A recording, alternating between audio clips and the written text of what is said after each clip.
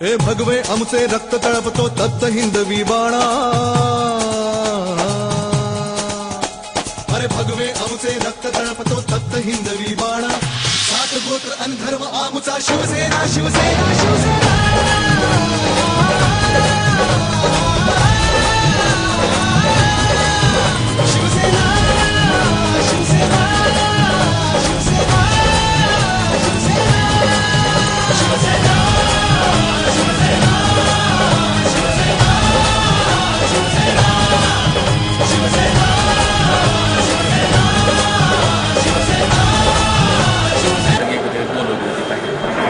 पहिलीच मीटिंग होती ती आमची नवनियुक्त आमदारांची। त्या बैठकीला बाळासाहेब स्वतः उपस्थित होते आणि मग त्या बैठकीत उद्धव साहेबांनी म्हणजे त्यावेळेस मग बाळासाहेब म्हटले आता तू घाबरायचं काही कारण नाही, कारण माझी पार्श्वभूमी तुम्हाला माहिती आहे सगळी, तेवढ्या ह्याच्यातनं म्हटलं आता शिवसेना तुझ्या पाठीशी आहे, तुम्ही काळजी करायचं काही कारण नाही। मला वाटतं ते शब्द की माझी त्यांची कधी आधीचा परिचय नसताना सुद्धा माझ्याबद्दल सगळी माहिती बाळासाहेबांना होती। माझी पहिलीच भेट बाळासाहेबांची आयुष्यात। जेव्हा एक पहिली बैठक होती तेव्हा भेट झाली, तेव्हाही त्यांनी केलेलं भाषण आणि त्यांनी केलेलं मार्गदर्शन, आता तुम्ही लोकप्रतिनिधी आहात, एका पक्षाचे नसून तुम्ही संबंधित महाराष्ट्राचा विचार तुम्हाला करावा लागतो आणि सर्वसामान्य लोकांच्या अडचणी खऱ्या अर्थानं सभागृहात तुम्हाला मांडावं लागणार आहेत अशी शिकवण त्यांनी दिली। म्हणून विधानसभेत सुद्धा आम्ही आज काम करत असताना सर्वसामान्य जनतेच्या प्रश्नाला न्याय देण्याचं काम करतो आणि 80% समाजकारण त्याला 20% राजकारणाची जोड राहावं हे वारंवार बाळासाहेब सांगितलं। म्हणूनच समाजकारणाची जोड दिल्याकारणानंच आज शिवसेना या पदावर आहे। भविष्य काळात येणाऱ्या 2014लाच याच समाजाच्या हितासाठी म्हणून काम करणारी सेना ही पुन्हा सत्तेत आल्याशिवाय राहणार नाही, एवढंच मी बाळासाहेबांच्या आणि जनतासुद्धा बाळासाहेबांना श्रद्धांजली खऱ्या अर्थानं जर देत असेल तर ती मतरूपानं 14ला निश्चितपणाने देईल आणि पुन्हा शिवसेनेला सत्तेत एवढीच अपेक्षा मी आई जगदंबेचरणी करतो। शिवसेना प्रमुखाने एक साप्ताहिक सुरू केलं आणि त्या साप्ताहिकामध्ये व्यंगचित्राच्या निमित्ताने मराठी माणसाला जागं करण्याचं काम केलं। काय साप्ताहिकाचं नाव? मार्मिक साप्ताहिक सुरू केलं।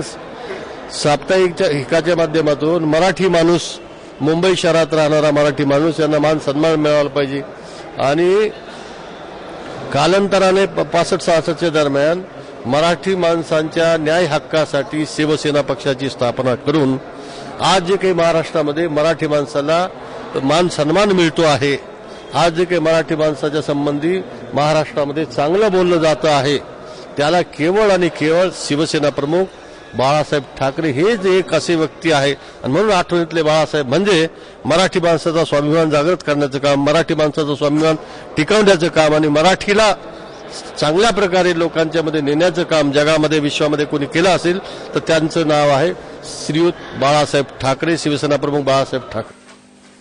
खरं तर बाळासाहेब ठाकरे यांच्याबद्दल बोलायचं तर खूप काही, परंतु मला यावेळेस मला जे आठवतं या ठिकाणी मी सांगतो। कारण 1985-86ला ज्यावेळेस मी मार्मिक वाचायचो त्यावेळेस तेव्हापासून बाळासाहेबांचे मला विचार आवडले आणि तेव्हापासून मी एक शिवसैनिक म्हणून त्या ठिकाणी काम करलो। 1988ला महानगरपालिकेच्या निवडणुका लागल्या, त्यावेळेस या भागातून नगरसेवक म्हणून सुभाष परदेशी आणि शहरातील बरेचसे या ठिकाणी नगरसेवक शिवसेनेचे 28 नगरसेवक निवडून आले।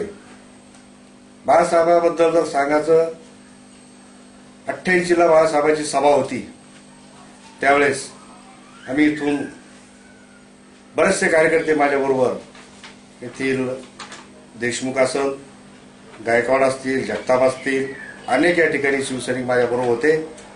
पहिले सभेला आम्ही पायी या ठिकाणी जाऊन खडकेश्वरवरून बाळासाहेबांचे विचार ऐकले। त्यावेळेस मी एक शिवसेनेचं एक शाखा प्रमुख काम केलं, नंतर विभाग प्रमुख काम केलं, त्यानंतर उपशहर प्रमुख म्हणून राहिलो। बाळासाहेबांनी मला 3 वेळेस महानगरपालिका निवडणूक लढवायची मला संधी दिली। शिवसेना प्रमुख ज्यावेळेस संभाजीनगर आले त्यावेळेस रामा इंटरनॅशनल ज्यावेळेस आले होते, त्यांची ज्यावेळेस जवळून संबंध आला होता, बाळासाहेबांचे ते बोलणं आणि त्यांचे जे हे होते त्याला एक आनंदमय म्हणजे ते कुठंच आम्ही विसरू शकत नाही. असं मुलांनो बाळांनो काय चाललं काय कसं असं येऊन आम्ही प्रभावित होऊन गेलो. आणि ते शब्द ऐकून आणि असं वाटतं बाळासाहेब अजूनही आमच्या बरोबर आणि आमच्या संग आहे आणि आम्ही त्याच त्यांना इथून पुढे बी काम करत राहू. मला तर वाटतं साहेबांचं ज्यावेळेस संभाजीनगरला मुक्काम होता, मला वाटतं 91-92च्या वेळेस की एमजीएमच्या समोर एक बंगला होता, त्या बंगल्यामध्ये की तो एक माझा अविस्मरणीय शाळा एक क्षण की त्या दिवशी मी ज्या दिवशी मुक्काम होता, कारण आचारसंहितेमुळे ते हॉटेलवर थांबू शकत नव्हते आणि त्यावेळेस त्या बंगल्यावर होतो, तर त्या दिवशी मी जवळजवळ त्यांच्या 4 वाजेपासून संध्याकाळी 4 वाजेपासून तर जवळजवळ 9-9:30 वाजेपर्यंत मी त्या बंगल्यामध्ये होतो. त्यांचं जवळून मी बघितलं, त्यांच्या चेहऱ्यावर जे तेज होतं ते तेज इतकं भाविक होतं की असं सहज, कारण असलं तेज कुठल्याही कोणत्या माणसाच्या चेहऱ्यावर नसतं, इतकं तेज दैवी शक्ती म्हणलं तरी चालेल त्यांच्यात ती होती. आणि त्यांचे जे प्रत्येक वाक्य माझ्या मनामध्ये ठसले की त्यांनी जे जे हे केले, तेव्हापासून प्रेरित झालो बाळासाहेबांच्या विचाराने. मी शिवसेना प्रमुखाची सभा ऐकली सांस्कृतिक मंडळावर आणि तेव्हापासून त्यांनी सर्वच कार्यकर्त्यांना समज दिलेली आहे की बुवा पब्लिक म्हणजे जनतेसाठी झटाव. आणि तेव्हापासून आम्ही सगळेच कार्यकर्ते शाखा प्रमुख पासून गट प्रमुख पासून तर आमचे उपशहर प्रमुख हे सगळे आम्हाला ते आदेश देते त्याप्रमाणे आम्ही काम करतो. आणि बाळासाहेबांचं मला ज्यावेळेस सांस्कृतिकवर सभा झाली तेव्हापासून मी त्यांचं आचरणात आहे. साहेबांची सभा मी फार म्हणजे टीव्हीवर बघत होतो. नंतर मी मुंबईला 1-2-3 सभा त्यांच्या ऐकल्या. त्यांच्या सभेमुळं आम्हाला आणि माझ्या सर्व कार्यकर्त्यांना अशी ऊर्जा मिळाली की त्या ऊर्जेमुळे आम्ही फक्त भगवाच हातात घेऊन फिरू राहिलोय.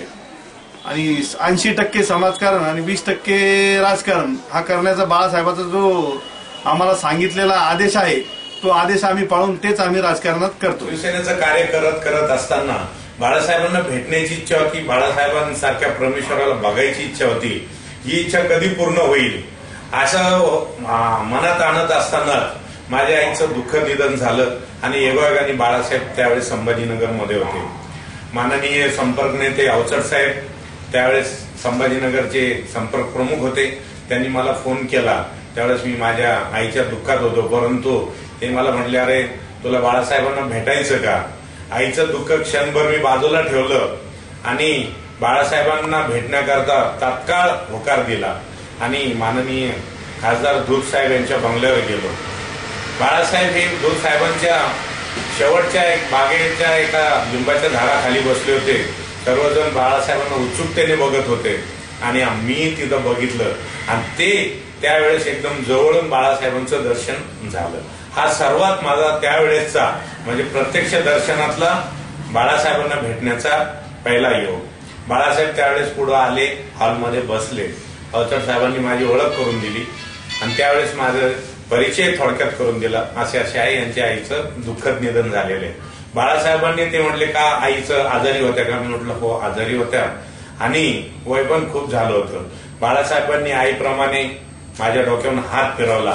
त्यावेळेस क्षणभर मला असं वाटलं की खरंच माझ्या आई वडिलांनी माझ्या डोक्यावरून हात फिरवला आणि मी त्या याच्यामध्ये तल्लीन होऊन बाळासाहेबांचं दर्शन घेतलं. त्यावेळेस बाजीपुरामध्ये राहत होतो, रोशनगेट बाजीपुरा. तेव्हापासून शिवसेनेचा कार्यक्रम राबवित आहे. दर बाळासाहेब ठाकरे यांच्या वाढदिवसानिमित्त रेमान होम येथे फळवाटपाचा कार्यक्रम, रक्तदान शिबिर, रुग्णांना औषधी वाटप आणि मागील काही काळापर्यंत जवळून 2 ते 3 वेळेस लोकसभा व विधानसभेच्या वेळेस जवळून बाळासाहेबांचं दर्शन घेण्याचा योग आला. बाळासाहेबांच्या आठवणीतील दिवस जर म्हणलं तर मला आठवतं की बाळासाहेबांचा प्रभाव असा होता, एक नेता म्हणून आणि एक घरामधला एक जबाबदार व्यक्ती म्हणून बाळासाहेबांचं नेहमीच आमच्यावर लक्ष राहायचं. त्यात एक उदाहरण जर द्यायचं ठरलं तर मी महापौर असताना बाळासाहेबांना सहपरिवार भेटण्यासाठी गेलो आणि माझा मुलगा समजा 5 वर्षाचा आणि मुलगी 3 वर्षाची होती. आम्ही सर्वच परिवार त्या ठिकाणी गेलो. बाळासाहेबांनी, रविवारचा दिवस होता, बाळासाहेबांनी सर्वांना भेटी नाकारल्या. पण ज्यावेळेस गेटवरून कॉल गेला आणि साहेबांना कळालं की बा औरंगाबादचा महापौर आलेला आहे म्हणून, बाळासाहेबांनी मला एकट्याला आतमध्ये बोलवलं, म्हणजे माझ्या परिवाराला मला घेऊन आतमध्ये बोलवलं. आम्ही गेलो. बाळासाहेब चिडले की तुला फोन करून नाही येता आलं का, मला कल्पना देता नाही आली का. म्हटलं साहेब असंच मी आलो होतो एका पत्रकार परिषदेत, बैठकीला इथं. बैठक संपली, घरच्या लोकांची इच्छा होती बाळासाहेबांचे आशीर्वाद घ्यायचे म्हणून मी मातोश्रीवर आलो. ठीक आहे, पण अरे असं नाही, मी जर भेटलो नसतो तर तुला राग आला असता, म्हणजे एवढी काळजी घ्यायची बाळासाहेब. आणि त्यावेळेस बाळासाहेबांनी आमच्या सोबत, मी, माझी पत्नी, कौटुंबिक गप्पा मारल्या. बाळासाहेबांनी माझ्या मिसेसला सुद्धा विचारलं, हा व्यवस्थित वागतो का, घरी वेळेवर येतो का, दारू पितो का, म्हणजे तुझ्याशी व्यवस्थित वागतो का. हे फक्त एक कुटुंब प्रमुखच करू शकतो आणि बाळासाहेब कुटुंब प्रमुख म्हणून ते करायचे. एक माझ्या बाबतीमध्ये ते उदाहरण आहे. ये संभाजी अगर हम जो मानते हैं उसकी वजह क्या है कि हमारे ठाकरे साहब ने एक ही शिकवन दी है. और मैं तो ये समझूंगा कि ठाकरे साहब ने जो शिवाजी महाराज, राणा प्रताप के इनके विचार लेके शिवाजी महाराज ने क्या किया, इसके ऊपर इनका पूरा देह था और वो आज हमको सिखाया. और आज हम यही सोचते हैं कि हम आज बाला साहब ठाकरे के विचार वही शिवाजी महाराज के विचार थे और वही विचार महाराणा प्रताप के थे. जिसका नाम उनका जो है ठाकरे साहब का आखिरी दिन, मतलब हमको मालूम पड़ा कि भाई उनका देहांत हो गया.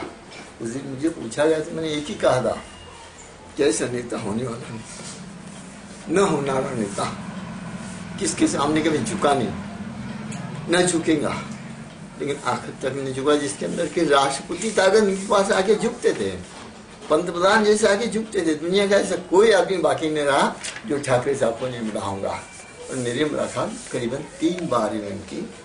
2 बार वहाँ पर हुई बम्बई के अंदर, मनोहर जोशी के यहाँ पर हुई, और 1 बार मुलाकात यहाँ पर हुई जिस टाइम कि हमारे बिंदु माधव ठाकरे, इनका जब समाचार इनको मालूम पड़ा तो यहाँ से सभा न करते हुए चले गए थे. बाकी सभा यहाँ पर बाकी लोगों ने संभाल लिया था.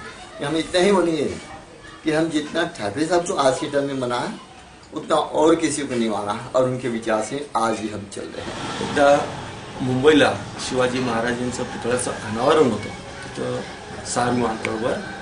त्यावेळेस माझी भेट झाली. तिथं मी, माझे वडील आणि माझे भाऊ दरबार सिंग आम्ही फेट्या बांधण्यासाठी गेलो होतो. त्या ठिकाणी फेट्या बांधण्याचा योग आला. बाळासाहेबांना फेटा बांधायचा होता. फेटा बांधताना आधी मी नजमा हेपातुल्ला यांना फेटा बांधला. नंतर जोशी जे आले, मनोहरजी जोशी सर हे आले, त्यांचा संवाद झाला. त्यानंतर बाळासाहेबांना फेटा बांधण्याचा योग आला.